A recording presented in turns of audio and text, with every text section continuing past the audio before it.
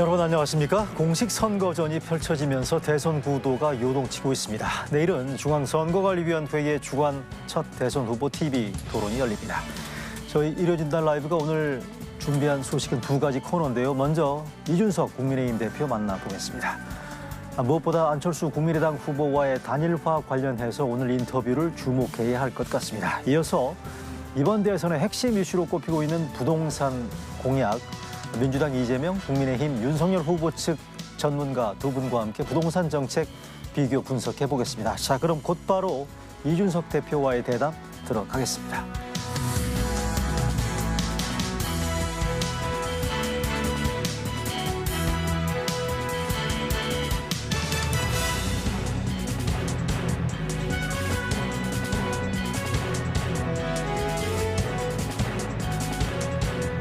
네, 일요진단 라이브에 오늘 이준석 국민의힘 대표 나와주셨습니다. 어서 오세요.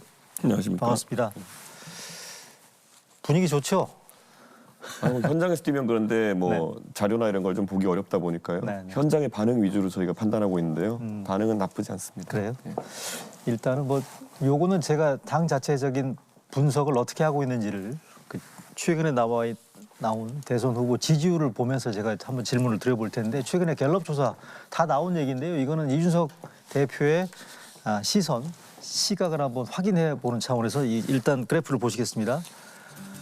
2주 전, 1주 전, 그다음에 그제 나온 조사인데요. 2주 전에 동률이었었고요. 1주 전에는 1%포인트.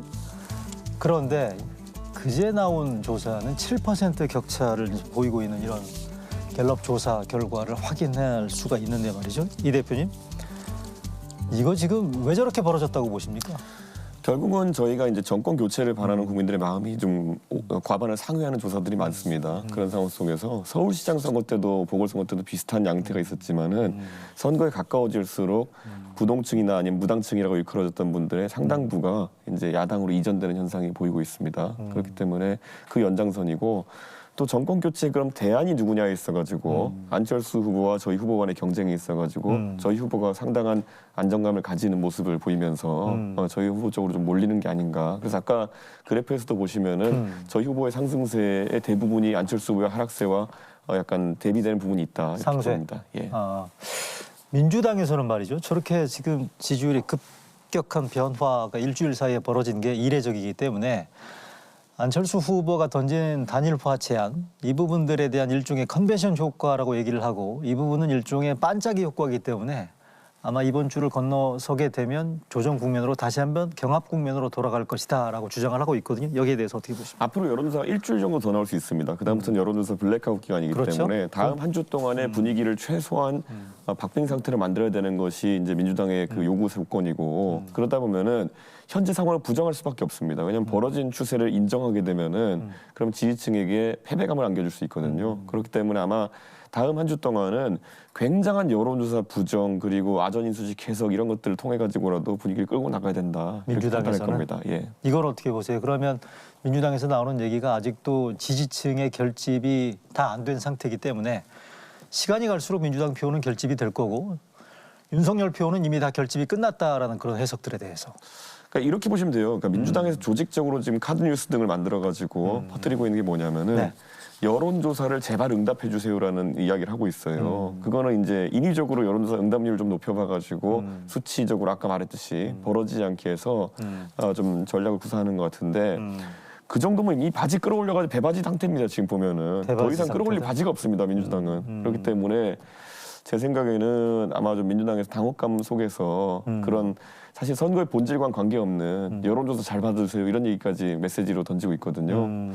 저는 좀 과하다, 그런 어떤 생각이 그런 생각입니다. 근데 실제 조사치를 봐도 보면 진보층의 보수층, 응답층의 격차가 꽤 드러난다라는 그런 식의 의견들도 있거든요. 그러니까 보수층 응답자들은 적극적으로 여론조사에 답변을 하는데, 진보층이라고 자신의 성향을 밝힌 사람들의 경우에는 조사에 응하지 않는 경우가 좀 많기 때문에 이 부분들이 보수층이 과다 포집됐다라는 그런 분석들이 민주당을 중심으로 나오고 있거든요. 그러니까 그 이론이 그거거든요. 면접 조사에서 보면은 회사에서 예를 들어 직장인 전화 받을 때 당신 보수요 진보요 그러면 입으로 보수 이렇게 하는 게 아니면 진보 이렇게 하는 게 부끄럽기 때문에 샤이 보수 샤이 진보 현상이 나타난다 그렇죠. 이런 네. 거거든요. 네. 근데 ARS는 그냥 보수면 1번, 진보면 2번이거든요. 네. 누르면 돼요. 그렇기 때문에 그거는 ARS 조사에는 잘 드러나지 않고 아까 갤럽 조사 같은 경우에는 면접 조사거든요. 예, 그렇죠. 근데 그 안에서도 보면은 보수 응답률이 높아진다는 것을 다른 의미로 해석하는 분도 있습니다. 말 그대로 본인이 예를 들어 최근에 이슈들을 바라보면서 본인이 보수적 관점을 갖게 됐다라고 하는 의미이지 진보라서 부끄러워서 답을 안 한다? 뭐 이런 생각은 아닐 것이다 이렇게 봅니다. 특히 샤이 이재명은 전혀 다른 문제다 이런 말씀이시네요, 그러면. 뭐 이재명 후보를 찍는 게 부끄러울 수는 있겠습니다만은 그렇다고 해가지고 그것이 그럼 투표장에 갔을 때는 이재명 후보에 대한 적극적인 지지로 치환될 것이냐 저는 그렇게 보지 않습니다. 알겠습니다. 그러면 저희 이준석 대표가 지난해 저희 프로그램에 나와서 한 얘기가 있어요. 그걸 저희가 자료 화면으로 준비를 했는데 이거 한번 보고 제가 질문 예. 드려볼게요. 들어볼까요? 네, 들어주세요. 네, 이준석 대표가 지난해 여기 9월에 나와서 한 얘기가 있거든요. 네네. 박근혜 대통령이 TK 지역에서 목표치가 8080이었습니다. 80% 투표율로 80% 지지율을 받는다. 그 정도의 압도적인 표를 받으면서 나머지 이제 호남 지역에서의 열세라든지 네. 수도권 지역에서 다소간의 열세 이런 것들을 메꿔내야지만은 저희가 이제 구도 선거에서는 유리하다 할 수 있는 것이거든요. 그런데 지금 예를 들어 상대 후보 중에서 TK의 지역 기반을 갖고 계신 분도 있고 TK에서 예를 들어 그 정도 표가 안 나오고 부산 같은 경우에도 갈수록 이제 민주당 세가 좀 커졌거든요. 그때에 비해 가지고. 네. 그럼 수도권에서 저희가 그것보다 약진했느냐 그런 것도 아닙니다. 그렇기 때문에 이 구도에 있어 가지고는 저희가 지난 2022년에 승리했던 선거지만 그 선거보다 아주 부족한 상태로 선거를 치러야 된다는 것은 자, 지금 보신 것처럼 저 때가 민주당 이재명 후보 대선 후보 선출 전이었단 말이죠. 네. 근데 이재명 후보로 선출이 됐고요. TK 출신 후보가 지금 민주당 네. 후보로 확정이 됐고 그걸 또 예상하신 뭐 그런 얘기였지 않습니까? 근데 그때하고 지금하고 보면 그때 말씀하신 게 선거 구도가 국민의힘의 불리한 구도다. 5%를 까고 들어가야 한다. 이런 얘기도 하셨단 말이죠. 그때하고 지금하고 어떤 변화가 있다고 보십니까? 제가 말씀드린 것처럼 저희가 TK와 PK에서 과거 2012년 양자 대결했던 선거보다는 지지율이 안 나오고 있기 때문에 구도가 안 좋다 이렇게 표현한 것이고요. 제가 대안 없이 저러고 다니면 안 되지 않습니까? 당대표가. 그렇기 때문에 저희가 공략했던 것이 젊은 세대에 대한 공략 그리고 또 광주에 문제 있어가지고 광주 시민들이 바라는 입장을 저희 국민의힘이 투영시켜서 선거에 임하겠다라는 것. 이 두 가지를 통해 가지고 그 보완점을 이제 마련해 가려고 한 것이거든요. 그러니까 최근에 구도를 보면 아까 제가 말씀드렸던 것처럼 TK에서 저희가 8080 형태의 지지율, 80% 투표율과 80% 득표율을 받을 수 있을지는 약간 이제 미지수지만은 적어도 호남에서 지난 이제 박근혜 대통령이 치렀던 대통령 선거보다는 좀 진일보한 결과를 낼 수 있지 않을까라는 기대가 있습니다. 그러니까 TK, PK에서 빠지는 부분들을 호남에서의 약진으로 벌충할 수 있다라는 그런 얘기고요. 그리고 PK 같은 경우에는 또 TK랑 약간 다른 게 PK는 지난 2018년 지방선거에서 광역자치단체장을 오거돈, 김경수, 송철호 이렇게 해서 싸그리 민주당으로 한번 뽑아오셨습니다. 근데 그것에 이제 4년 뒤에 효용이라는 걸 보니까 심지어는 좀 부끄러울 수도 있는 결과가 나왔거든요. 그러니까 두 분의 그 광역단체장이 물러나시고 네. 그리고 한 분 송철호 시장도 좀 논란에 휩싸여 계시고 그러다 보니까 지난 그 부산시장 보궐선거 때부터 느껴지겠지만은 그런 민주당의 지역 정치에 대한 굉장한 반감이 녹아들어가 있습니다. 그렇기 때문에 이번에 PK 같은 경우에는 과거에 저희가 박근혜 대통령 선거 때 한 63% 네. 요 정도의 지지를 얻었는데 그거 정도 이상의 목표를 얻을 수 있다 이렇게 보고 있습니다. 그래요? 호남 얘기를 최근에 아주 부쩍 많이 하고 있어요. 득표 목표치도 상향했다라는 얘기도 하고 있고요. 여기 실제로 그렇게 목표가 가능하다고 보시는 건지 아니면 유권자를 독려하기 위한 뭐 그런 차원인 건지. 그러니까 이런 거거든요. 그 TK에서 지지율이 빠지는 그런 저희 그것도 과거의 영광, 그러니까 박정희 대통령을 중심으로 한 그 산업화의 영광이라는 것에 대해 가지고 기성세대는 아직까지 반응하지만은 젊은 세대는 그게 단가? 이런 생각을 하고 있는 거거든요. 호남. 예, 그렇죠. 근데 호남 같은 경우에도 호남에서도 기성세대는 예를 들어 저희 당에 대해 가지고 저희 당의 역사적 과오에 대해 가지고 강하게 인식하시지만은 젊은 세대 같은 경우에는 오케이 그거는 김종인 위원장도 그렇고 이준석도 그렇고 굉장히 겸손한 행보를 보이려고 하는 것 같다. 그럼 결국에는 호남의 2030 세대나 젊은 세대의 미래라고 하는 것은 그걸 놓고 국민의힘과 민주당이 경쟁했을 때 더 나은 결과가 나오는 거 아니냐. 이런 아주 합리적인 인식이 이제 늘어나고 있는 것 같습니다. 부산 같은 경우에도 잘 보시면 우리가 남이가를 넘어서 가지고 지금 보면은 가덕도 신공항이라든지 예. 부산 북항 재개발이라든지 이런 이슈가 민주당과 국민의힘이 경쟁하기 시작하면서 굉장히 활발하게 다뤄지고 있거든요. 예, 예. 이런 걸 보면서 호남에서도 변화가 느껴지는 것 같습니다. 알겠습니다. 그러면 지역구도 선거구도 얘기 나온 김에 국민의힘 윤석열 후보 선거 전략 제가 궁금한 거 하나 질문 드려보겠습니다. 이게 보면 최근에 윤석열 후보 선거 전략 관련해서 갈라치기다라는 그런 식의 시선들, 지적들, 뭐 의견들 나오고 있다는 걸 잘 알고 계실 텐데요. 뭐 젠더 문제랄지 세대 문제랄지 혐중 문제랄지 이게 지금 선거 전략으로는 효과적일지는 모르겠지만 국민 통합 측면에서는 이 부분들이 과연 긍정적으로 볼 수 있는 문제냐 이런 지적들에 대해서 뭐라고 말씀하시겠어요? 그래서 이렇게 봅니다. 우리가 일반적인 그 보통 사회에서 오히려 조금 더 과도한 어떤 변화를 추구했던 세력이 저는 페미니스트 세력이라 봅니다. 그중에 또 레디컬 페미니스트 세력 같은 경우에는 여권 신장 운동을 했는데 그것이 과도한 지점이 있어가지고 반작용이 온 거예요. 예. 그럼 그것을 좀 줄이자는 움직임은 전혀 갈라치기가 아니라 오히려 평상을 되찾자는 취지로 봐야 될 것 같고요. 아하. 그리고 이제 아까 호남 공약 같은 경우에도 저희가 별난 이야기를 하는 게 아니지 않습니까? 예를 들어서 광주에서 어떻게 국민의힘을 찍을 수 있느냐라는 이해는 가지만은 평상은 아니죠, 그것이. 아주 굉장히 과거에 저희 과오 때문에 평상을 벗어난 상태에 있는 주장에 대해 가지고 앞으로 저희는 국민의힘도 광주에 어쨌든 먹고 사는 문제를 다루겠다고 하는 이야기. 예. 이것은 갈라치기가 될 수 없습니다. 그렇기 때문에 갈라치기라고 하려 그러면은 저희가 평상을 벗어나 가지고 증오나 혐오를 부추긴다든지 이렇게 해야 되는 것이거든요. 네. 근데 그게 아니라 저희도 광주에서 먹고 사는 문제를 당당하게 다루겠습니다라고 하는 것은 오히려 평상을 찾자는 것이죠. 그럼 세대 포이론은 어때요? 이것도 세대 간의 이를테면 연대나 세대포 통합이 이론의 중요하지 않나요? 세대포 이론의 마지막 단계를 보면은 결국에는 2030 세대와 5060 같은 경우, 6070 같은 네. 경우에는 세대 간으로 결합이 가능한 세대이기 때문에 세대포가 가능한 것이고 40대 같은 경우에도 정책 이슈를 통해 가지고 그들까지 포괄한다는 것이 세대포 이론의 마지막 단계입니다. 그렇기 때문에 저는 초기에는 아마 2030과 5060이 부모와 자식 관계로 엮인 그 경우가 많기 때문에 예, 예. 결합도 보일 것이라는 예측에 관한 것이지 40대를 배제시키겠다는 의도로 한 것도 아니고 실제로 40대를 배제하는 정책이 없습니다. 예. 근데 하여간 뭐 말씀드린 것처럼 세대나 젠더 문제랄지 외국인 문제랄지 이런 부분들이 뭐 지금 연성 트럼피즘이라는 얘기들도 있기도 하고 이런 지적들이 나오는 거에 대해서는 꾸준하게 이 부분들은 좀 귀를 열고 계실 필요가 있다는 측면에서 저희가 오히려 말씀드렸습니다. 그런 뭐라고 할까요? 레디컬한 아주 극우가 나타나지 않기 위해서 그런 사람이 나타나지 않기 위해서 지금 단계에 저희가 굉장히 온건한 형태의 그런 어떤 정책들을 펼치고 있는 걸 보시면 될 것 같습니다. 알겠습니다. 최대 관심사 단일화 네. 한마디로 될 것 같아요? 안 될 것 같아요? 냉정하게 오늘 물어보면 안 될 것 같죠. 아 오늘 물어보면 예. 그럼 다음 주엔 될 것 같습니까? 저희는 저희 제안이 있고요. 네. 안철수 후보는 안철수 후보의 제안이 있습니다. 저희는 안철수 후보의 제안에 대해 칼같이 그었습니다. 안철수 후보가 과연 저희의 제안을 칼같이 그을 수 있을까요? 저는 거기에 달렸다 봅니다. 자, 그러니까 안철수 후보의 제안은 여론조사 경선을 통한 경쟁적 단일화라는 네. 거고요. 국힘당 그다음에 윤석열 후보 측에서는 단판인데 여론조사 경선은 절대 안 받는다는 얘기잖아요. 그죠? 네. 자, 그럼 두 번째. 안철수 후보가 중도 포기하고 지지 선언하라는 거 아니겠습니까? 네. 안 후보가 받을까요, 이거?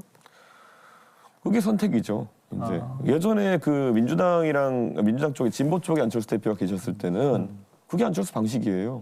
그냥 뭐 맥락도 없이 그냥 갑자기 포기하시고 이런 경우 있었거든요.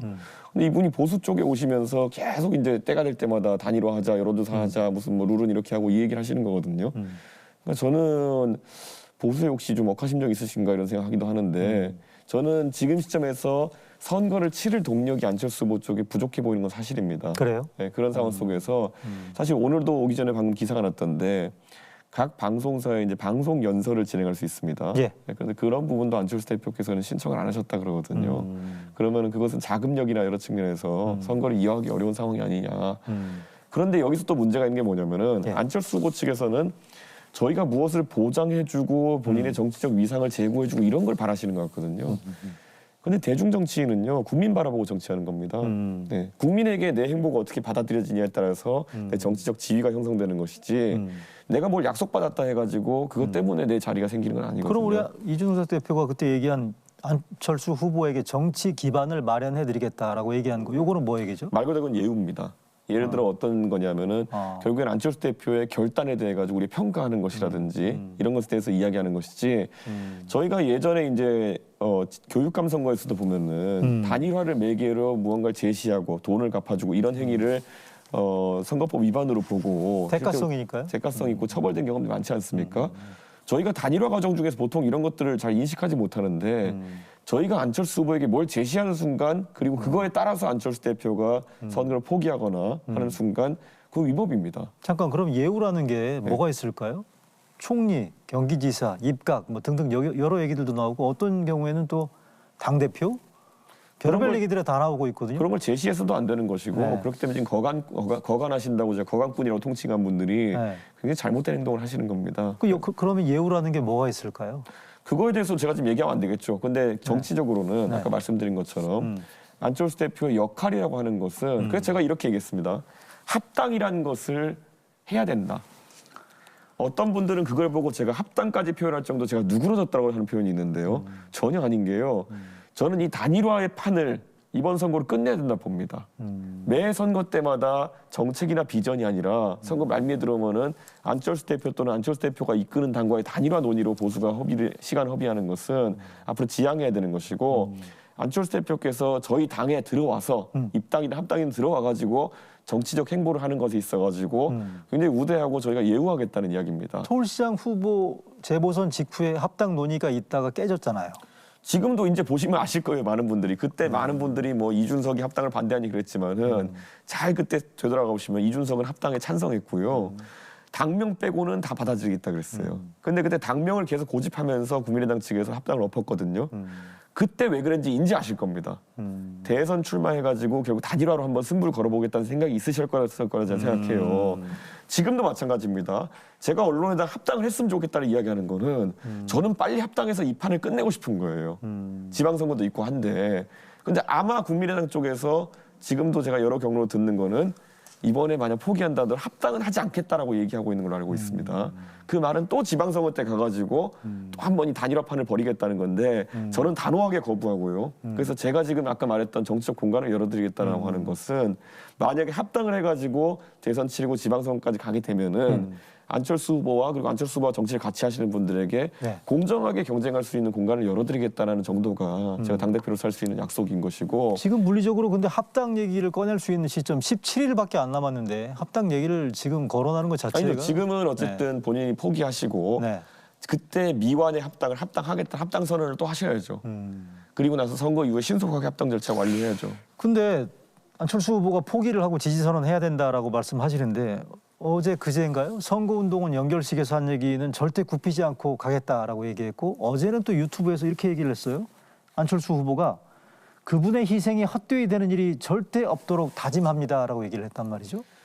저는 그거는 제가 웬만해서는 그 조문 관련해서 제가 비판을 안 하는데 네. 좀 그런 것 좀 안 했으면 좋겠는 게 국민의당 측에서는 고인의 유지를 받들어가지고 선거운동을 하겠다 그러거든요. 네. 이게 좀 제가 듣기엔 말이 안 되는 게 고인이 갑자기 불시에 돌아가셨는데 고인의 유지를 어디서 확인합니까? 아니 그러면 국민의당의 유세차 운전하시는 분들은 아니면 버스 운전하시는 분들은 그 들어가기 전에 유서 써놓고 가십니까? 저는 이게 참 비판하려고 하는 게 아니라 논리적으로 말이 안 되는 걸 국민들은 잘 알고 있어요. 네, 네. 그러니까 저는 근데 여기서 그분을 핑계 삼아가지고 또는 그분의 유지를 받들겠다는 취지로 이 판을 지속한다는 것 자체가 저는 제가 뭐 비판하지는 않겠습니다만 이해가 가지 않습니다. 그 정도의 이준석 대표의 이런 워딩들 때문에 국힘당 당내에서도 안철수 후보와의 단일화가 확실한 승리를 위한 필요 충분 조건인데 이준석 대표가 걸림돌로 작용하고 있는 게 아닌가 이런 얘기들이 나오고 있단 말이죠. 저는 선거에 있어가지고 네. 뭐 그런 말씀하시는 분들이 한 30년 가까이 보수 정당의 선거 방식을 답습하기 위한 그런 이야기를 하고 계시다 이렇게 생각합니다. 네. 처음에 저랑 후보는 정치신이니까 이런 데서 굉장히 자유롭고요. 네. 후보는 새로운 아이디어를 받아들이는 게 굉장히 적극적입니다. 후보는 당연히 본인이 호남 공약을 해야 된다 생각하고 있었어요. 근데 보통 단일화론 이야기하시는 분들이 세트로 이야기하는 게 뭐냐면은 호남 가봐야 표 안 나온다. 그러니까 안철수 후보와의 단일화가 유일한 선거 승리 전략이다 이런 거거든요. 근데 우리 후보는 그게 진짜 멋진 거예요. 그러니까 본인이 정치 신인이고 본인이 왜 국민의힘에 그것도 30년간 선거 4번 연달아 졌던 그런 선거 방식을 답습해야 되느냐. 지금 안철수 대표와 국민의당의 어쨌든 그 표의 조성에 대해 가지고도 저랑 후보 권영세 본부장 같은 경우에는 객관적인 자료를 놓고 저희는 분석해가면서 이야기합니다. 그런데 그런 어떤 방송 나와가지고 패널로 그냥 한마디씩 하시는 분들 같은 경우에는 저도 방송 패널 생활 오래 해봤거든요. 예, 방송사의 의도와 작가의 의도와 보도본부의 의도가 개입됩니다. 예, 저는 제발 그런 어떤 그분을 나중에 역사 기억할 겁니다. 그런 거. 예. 알겠습니다. 자, 그러면 단판 가능성은 여전히 열려 있다. 오늘 보니까 윤석열 후보 특별한 일정이 없더라고요. 오늘 뭐 있나요? 토론 준비해야죠. 토론 준비. 내일 토론이 있으니까. 그러니까 이건 보셔야 돼요. 우리 후보는 단판이든 아니면 대화든지 간에 뭐 마음이 맞으면 10분이면 되는 거 아니냐. 이렇게 얘기했거든요. 근데 안철수 후보는 10분보단 더 필요하지 않겠느냐.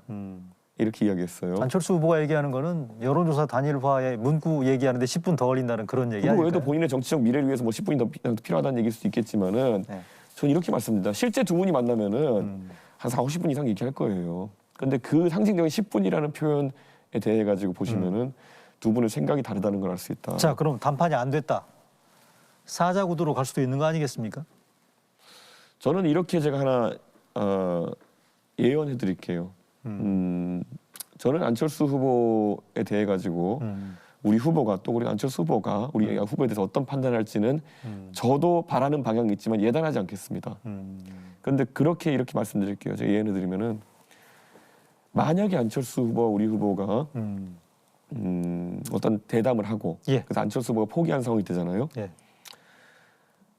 정의당이 굉장히 기분 나빠하겠지만은 정의당이 압력을 버텨내기 어려울 겁니다. 그러면 이재명 심상정 단일화가 아니라 심상정 후보 측의 포기를 요구하는 그런 상당히 강압적인 민주당 쪽의 이야기들이 오갈 것이고요. 비슷한 뭐 얘기는 저는 그래서 나오더라고요. 결국엔 최종적으로 그런 양측의 어쨌든 포기가 이루어졌을 때 득표율에 지금 상황보다 우리한테 플러스일 거라 보지 않습니다. 아, 그렇게 보십니까?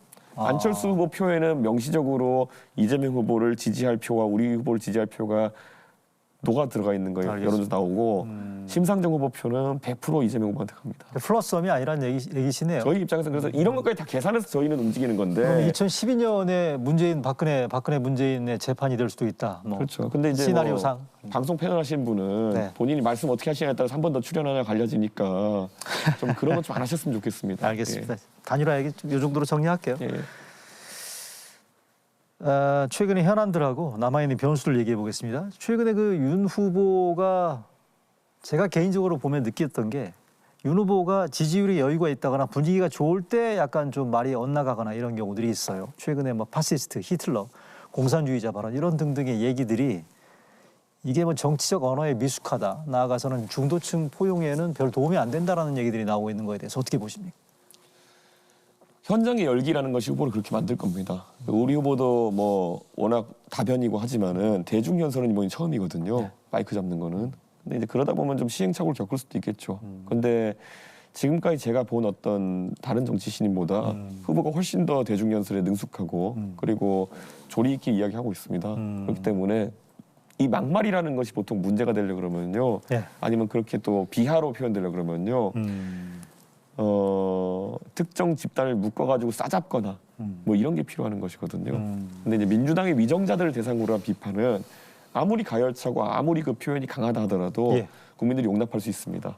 그런데 우리 후보가 혹시라도 어떤 유권자를 싸잡거나 아니면 지역을 싸잡거나 세대를 싸잡거나 이런 행태가 나오면 안 되는데 그런 건 후보가 철저하게 지금 경계하고 있는 것 같습니다. 혹시 이건 어때요? 파시스트의 경우에 아니 지금 민주당의 위정자들이 파시스트라고 하는 것은 많은 분들이 동의할 겁니다. 왜냐하면은 파시스트라고 하는 것은 제 말씀은 그 파시스트나 히틀러 이런 부분들이 지금 퍼뜩 드는 생각이 최근에 그 적폐 수사 관련된 인터뷰 이후에 문재인 대통령이 윤 후보한테 사과를 요구하지 않았습니까?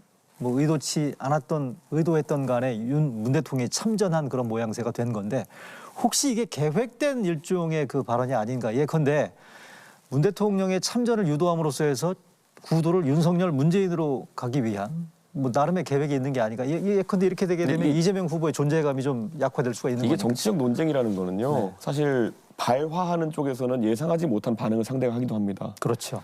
일전에 제가 뭐 고민정 의원한테 아니 이렇게 파블로프의 강아지 실험처럼 반응하면 안 된다 이렇게 얘기했거든요. 그건 굉장히 과학적으로 의미 있는 실험이고 그 함의를 다 알 텐데 고민정 의원은 갑자기 내가 개라는 거냐 이런 식으로 발끈했어요.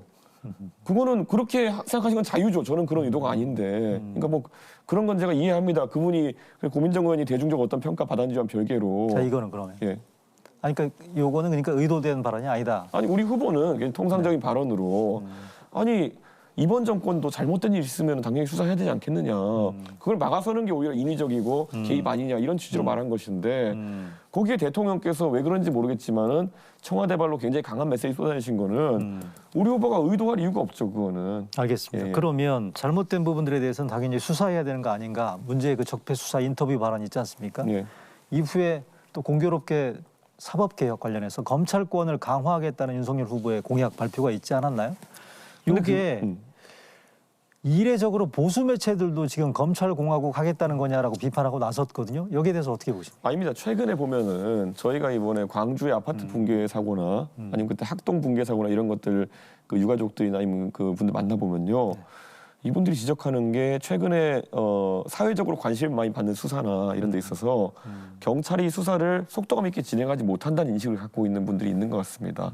뭐 그런 부분에 대한 보완이라든지 네. 이런 것들에 대한 아이디어 차원의 이야기인 것이지 그래요? 과거에 검찰이 말 그대로 수사 지휘를 하던 모습 이런 것들에 대한 부분이 아니고요. 수사는 이제 사실상 경찰이 1차 수사를 하는 형식으로 검경수사권 조정이 이루어졌고 그 연장선에서 다만 이제 일부 이제 검찰이 조력할 필요가 있는 부분이나 이런 것에 대해 가지고는 예. 좀 더 그 검찰의 역할을 강화하겠다는 취지로 보시면 될 것 같습니다. 대표는 그렇게 말씀하시는데 정치권 안팎에서는 이게 지금 장관의 수사 지휘권을 폐지한다는 게 이명박 박근혜 정권 때도 없었던 일인데 혹시 총장 그러니까 윤석열 후보의 사적 감정이 개입된 공약이 아닌가라는 그런 시선들도 이런 있다는 거죠. 거 알고 계시잖아요. 수사 지휘권이란 게 원래 있기도 전에요. 수사 지휘권 이전에 검찰과 법무부 장관은 총장 네. 법무부 장관은 긴밀한 소통을 했습니다. 네. 수사 지휘권은 어떨 때 나오는 거냐면요. 보통 힘으로 검찰총장을 법무부 장관 또는 청와대가 찍어 누르려고 할 때 나타나는 거거든요. 그걸 없애겠다는 것이지 검찰총장이 법무부 장관과 협의를 안 하겠다 이런 것도 아닙니다. 알겠습니다. 이 정도로 정리할게요. 또 하나 그러면 마지막으로 어제 그 코로나 추경 관련해서 예결위에서 단독 통과된 거 아니겠습니까? 이 부분들은 어떻게 보십니까? 그러니까 저희 국민의힘 같은 경우에는 1,000만 원까지도 저희는 지급할 수 있어야 된다. 그러니까 좀 더 논의해가지고 돈을 찾아내가지고 추경을 하자 이런 입장이었고 민주당은 선거 전에 숫자를 맞춰야 되는 그런 의도가 있었던 걸로 보입니다. 그렇기 때문에 300만 원으로 빨리 진행하자 이렇게 해서 이견이 있었던 것이고 약간 이해 안 가는 게 이게 저희는 할리우드 액션이라 보는 것이 결국 민주당이 결국 싸우는 대상으로 삼은 게 홍남기 부총리고 예. 홍남기 부총리는 평생을 관료로 살아오신 분입니다. 그러면은 문재인 대통령의 의중과 반하는 행동을 하시겠습니까? 저는 결국에는 지금 이재명의 민주당이 문재인의 홍남기에 대해 가지고 들이받은 거거든요. 네. 그러니까 저는 이거는 합의된 할리우드 액션이냐 아니면 진짜 이재명 후보가 문재인 정부를 들이받으려고 하는 것이냐. 전자 가능성이 높다. 저는 어느 것이든지 간에 민주당 지지층들이 심각하게 받아들일 것이다. 이렇게 판단하고 저는 이런 생각을 합니다. 결국에는 여당 의원들이 네. 본인들이 야당인 양 저러고 있는 게 야당 연습 시작하신 건가 이런 생각합니다. 마지막으로 윤석열 후보 선거운동을 위해서 당선을 위해서 준비해놓은 비단 주머니 남은 거 더 있어요?